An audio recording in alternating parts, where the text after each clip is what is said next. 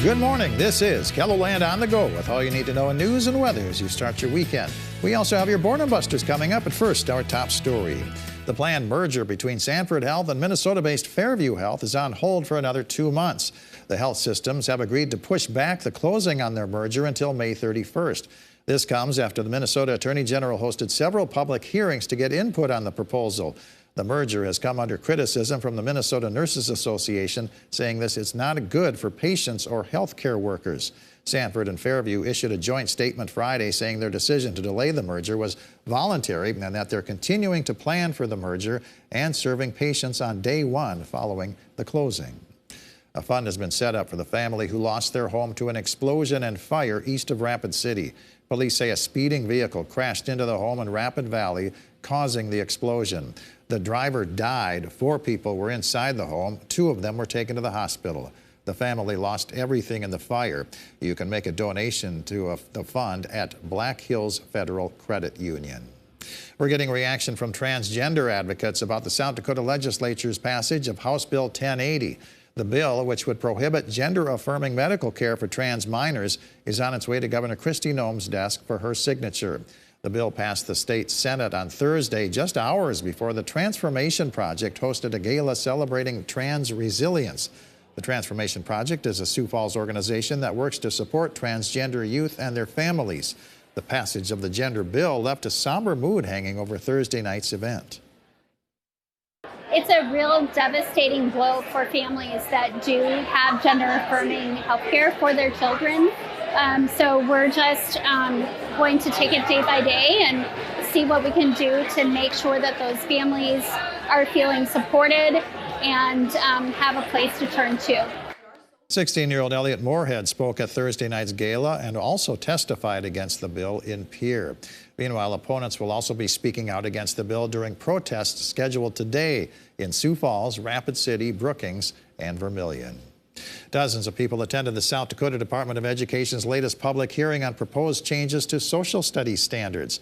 Friday's gathering in Rapid City was the third of 4 hearings across the state. It was a chance for people for and against the changes to voice their opinions before the Board of Education. I have 259 other content area standards to teach in my first grade classroom. This would add 113 to my list of already 259. I have 185 days of school with my students. The best way to teach our students to effectively and graciously stand for living out that principle is for them to be in conversation with the diverse voices of the past and to learn from them. The next meeting on the proposed social studies standards is April 17th in Pierre. And allegiance to the Philadelphia Eagles in Sunday's Super Bowl is in the blood for first grade teacher in Harrisburg. Aaron Clark's grandfather was Pete Retzlaff, an all-pro tight end for the Eagles in the 1950s and 60s, who also played for the SDSU Jackrabbits. Clark shares stories of her grandfather with her Adventure Elementary students who have a keen interest in the Super Bowl and her family history. And we've also worked on some past and present, so I was able to tie that in a little bit with here's some things from not only my personal past, but even my grandpa's. So since we're talking about football and we're getting excited for the football game this weekend, it was a fun way just to show some clips from my grandpa's playing years. Clark also teaches about good sportsmanship when she shares stories about her grandfather. Retzlaff became the Eagles' general manager following his playing days. He died in 2020. Let's get our first look at the forecast now with meteorologist Adam Rutt in the Storm Center. Good morning, Adam. Good morning, Perry, and good morning, everybody. It's a beautiful start to the day out there as we kick off this weekend. A pun partially intended with the big game coming up this Sunday evening. Outside we go to Falls Park, 27 with a south breeze at 6 miles per hour. Beautiful start to the day out there. Look at that color in the sky. It'll be a great day to get outside if you have the chance to do so as temperatures warm up nicely, especially West River. 31 Buffalo and Faith, 23 in Rapid City, 27 this morning in Pierre, but chillier up to the north, 15 in Aberdeen, 16 Watertown, 19 in Huron, 20 Brookings, 29 for Yankton, 28 in Spencer. It is also windy east of I-29. Notice those winds from Marshall to Spencer, 15 to 25 miles per hour, but everybody else, you're not doing too bad for yourselves. So we'll have that very nice weekend on the way. and then we watch the middle of next week. We'll have updates on that coming up in your extended forecast. All right, thank you very much, Adam. Well, a pair of popular rodeo events are taking place tonight at the W.H. Lyon Fairgrounds in Sioux Falls. Cowboys from 5 states are competing in the 6th annual Bulls and Broncos. In addition to bull and saddle bronc riding, the event is showcasing the next generation of competitors with the Raise 'em Rank Mini Bulls. There'll be bulls that are about 3 foot tall and kids that are probably 2 foot tall trying to ride them. And there is probably 20, 25 little guys trying to ride them, and then we also have bigger bulls for the older kids, the junior bulls. The action starts with the Mini Bull event starting at 5:30 p.m. The main event begins at 7:30 with music by the Barnflies to follow. Admission is $23, $18 for children, and free for ages 5 and under.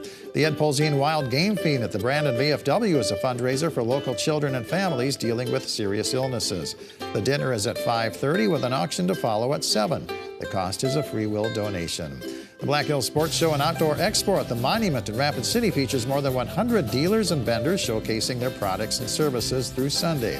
Admission is $10 for adults, $5 for children, and $24 for a family pass. The Catholic Community Foundation for Eastern South Dakota presents the Gift of Hope concert featuring performer Ben Fuller. The concert is at 7 p.m. in the O'Gorman High School Performing Arts Center. The concert is a fundraiser for the Lourdes Center Gift of Hope Fund, which supports people experiencing grief, despair, loss, and abuse. Adam? So right now, we really don't have much of anything going on. You saw that beautiful start to the day in really just about any portion of the KELOLAND, including here in Sioux Falls, and that is thanks to bookended areas of high pressure. One to our west and one to our east. That's going to keep things very quiet today. We may see some fair weather cloud cover build toward the afternoon and evening, but still, if you can get outside, go for it. If you can't get outside today, try again tomorrow, as we really don't have much of anything going on for the Sunday outlook. Even Monday's looking fine.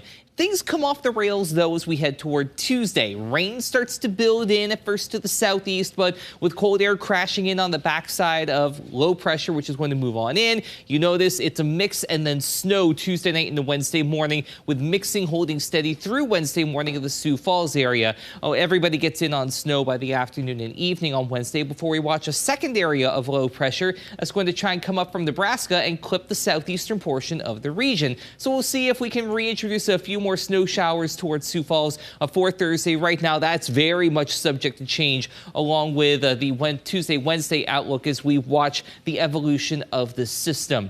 For what it's worth, this is the risk for at least 3 inches of snow or more going into Thursday morning. Higher probabilities up toward Aberdeen and Sisseton. A moderate chance Mulbridge to Watertown, Pierre, Huron, and Miller, even to Chamberlain and Winter.